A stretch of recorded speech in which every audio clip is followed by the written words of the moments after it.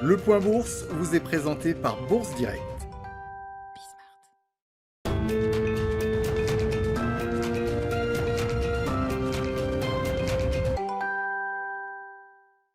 Bonjour à tous, tendance à la hausse ce matin à la Bourse de Paris. Les espoirs sur le front du développement d'un vaccin portent une nouvelle fois les marchés. Dans la course des laboratoires au vaccin, c'est aujourd'hui AstraZeneca qui annonce que son vaccin est efficace jusqu'à 90% dans la prévention de la Covid-19. Aux États-Unis, le gouvernement a de son côté laissé entendre qu'une campagne de vaccination devrait débuter le 11 décembre prochain. Une décision qui laisse espérer aux investisseurs une levée des mesures de restriction dans le pays. Aux États-Unis, toujours, la FDA a d'ailleurs autorisé l'utilisation en urgence du traitement développé par le laboratoire Regeneron contre la Covid-19 toujours.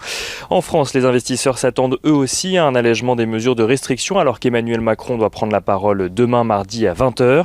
L'Espagne a de son côté déjà annoncé lancer une campagne de vaccination qui devrait prendre place dès le premier semestre 2021. Du côté des statistiques à présent, le PMI Market pour la France montre une accélération de la contraction de l'activité au mois de novembre. Il ressort à 39,9 points contre 47,5 au mois d'octobre. Un recul dû autant au secteur manufacturier que celui des services qui tombent tous les deux à des plus bas depuis 6 mois.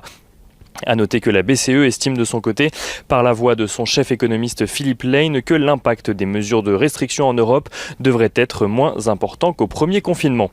Du côté des valeurs à présent à la Bourse de Paris, Danone indique viser 1 milliard d'euros d'économie en 2023 et annonce 1500 à 2000 suppressions de postes dans le cadre d'un plan d'adaptation aux conséquences de la crise sanitaire. Crédit Agricole annonce de son côté une OPA sur la totalité des actions de Crédito Valtellinese, un investissement qui représente 737 millions d'euros.